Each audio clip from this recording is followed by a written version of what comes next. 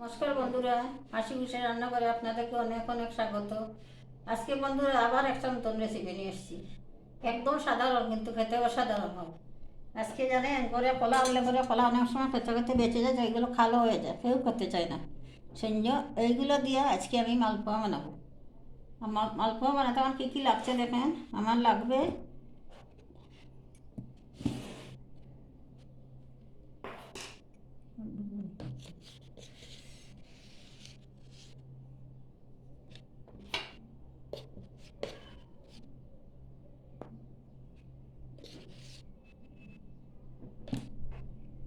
এই যে দিলাম 1 কাপ, আমি 1.5 কাপ ময়দা দেবো, 1 কাপ আদা,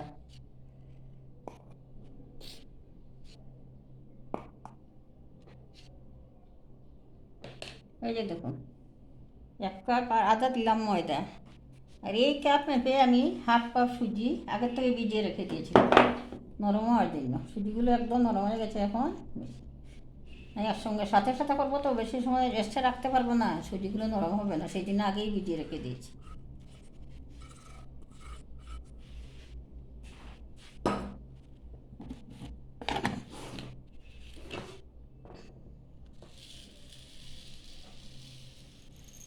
আমি চিনি দিয়ে করছি বন্ধুরা, গুড় দিইনি।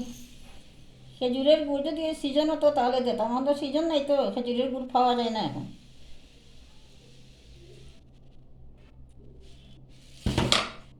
এই কাপেরই 1 কাপ চিনি দিলাম।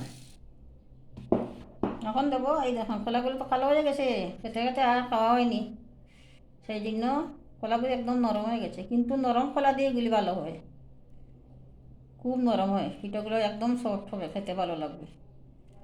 আর কলা যত নরম হবে কলার মধ্যে তত মিষ্টি হয় কলা।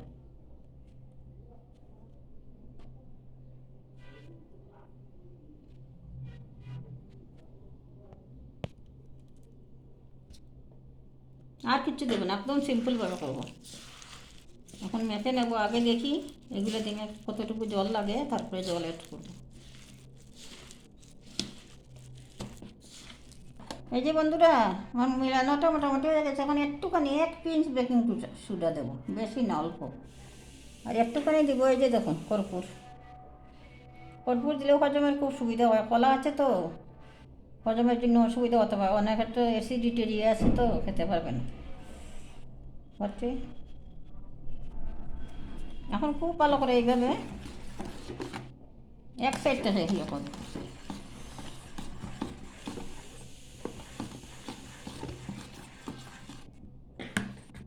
এখন হয়ে গেছে। এই যে দেখেন ঘনত্বটা আমি এইভাবে রেখেছি এতটুকু। যদি প্রয়োজন হয় তাহলে একটুখানি জল মিশাতে পারি, আগে দেখি করে হয় নাকি। আর যদি হয়ে যায় তাহলে জল মিশাতে হবে না। একদম সিম্পল ঘরোয়া পদ্ধতিতে, ঘরে থাকা উপকরণ দিয়ে এইগুলো করে খেয়ে দিতে পারবেন। বাজার থেকে কিচ্ছু কিনে আনার কোনো দরকারই নেই। ঠিক আছে, আজকে আমি রিফাইন তেল দিয়ে করছি বুঝছেন।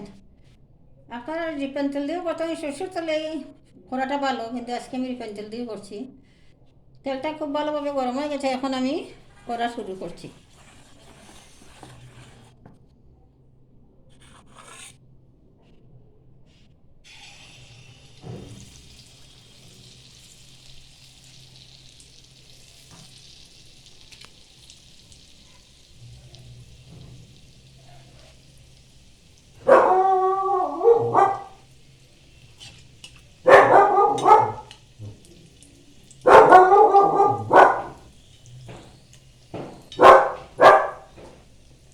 এভাবে একটুখানি তেল ছড়িয়ে ছড়িয়ে দেবেন উপরে, তাহলে ফুলবে ভালো, খুব সুন্দর ফলবে। ভিতরটা একদম ফাঁকা হবে, ভিতরে জাম হবে না ইয়েটা, সুজি ময়দা এগুলো।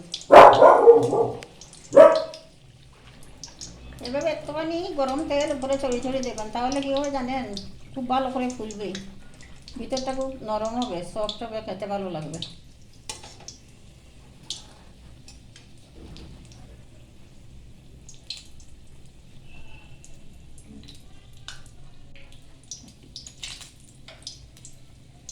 একটুখানি যখন কালারটা লাল লাল হয়ে আসবে, পুরোটা লাল হবে না, চিনি দিয়ে করছি তো, গুড় দিয়ে করলে লাল হতো। চিনি আবার রিফাইন তেল দুইটাই তো সাদা। একটুখানি লাল কালার আসবে তখন নামিয়ে নেবো আমি। দেখেন এখন কি সুন্দর কালারটা এসছে। এইভাবে যখন কালার আসবে তখন বুঝে যাবেন যে ভিতরটা খুব ভালোভাবে ভাজা হয়ে গেছে আর ভিতরে কাঁচা নাই। এখন আমি নামিয়ে নিচ্ছি দেখুন। আরেকটা করে আমি আপনাদেরকে দেখাচ্ছি। যতবার করবেন ততবারই এইভাবে একটুখানি সুন্দর করে ইয়ে করে কাটিয়ে নেবেন, তাহলে কী হবে জানেন, ইয়েটা গুলোটা এক সমান থাকবে, এক জায়গায় শক্ত এক জায়গায় নরম হবে না।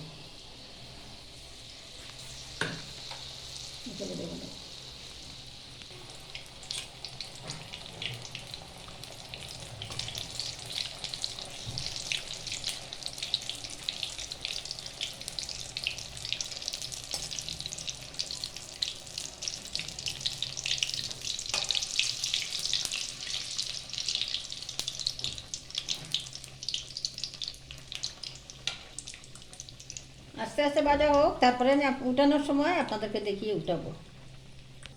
এই যে দেখুন এটা হয়ে গেছে, এখন উঠিয়ে নিচ্ছি। তারপরে আমি সবগুলো করবো, করে আমি আপনাদেরকে দেখাবো।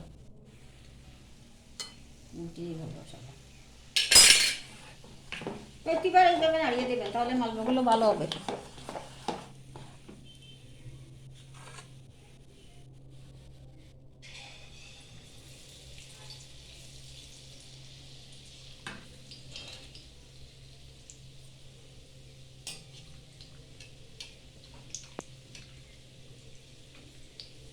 প্রথম এক দুইটা সুন্দর হয় না বন্ধুরা, পরে সুন্দর ঠিকই সুন্দর হবে। প্রথমগুলো একটু কীরকম হয় এক দুইটা।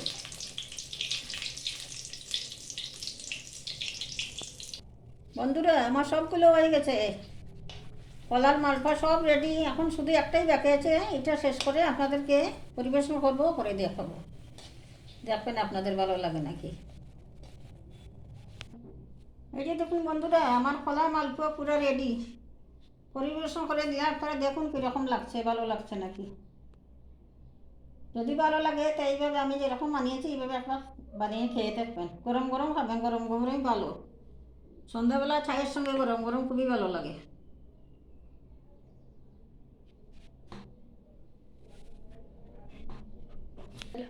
বন্ধুরা দেখলেন তো আমার মালপোয়াগুলো কীরকম হয়েছে, ভালো লাগছে নাকি। যদি ভালো লাগে তো দয়া করে লাইক শেয়ার এবং সাবস্ক্রাইব করে দেবেন। পাশে থাকা বেল আইকনটা একটুখানি প্রেস করে দেবেন, তাহলে আমার দেওয়া ভিডিও সবার আগে আপনাদের কাছে পৌঁছাবে। নতুন বন্ধুদেরকে বলছি, আপনারা যদি এখনও সাবস্ক্রাইব না করে থাকেন তাহলে দয়া করে সাবস্ক্রাইব করে দেবেন আর বন্ধু হয়ে পাশে থাকবেন। আজকের মতো এখানেই শেষ করছি। ভালো থাকবেন, সুস্থ থাকবেন, সাবধানে থাকবেন। নমস্কার।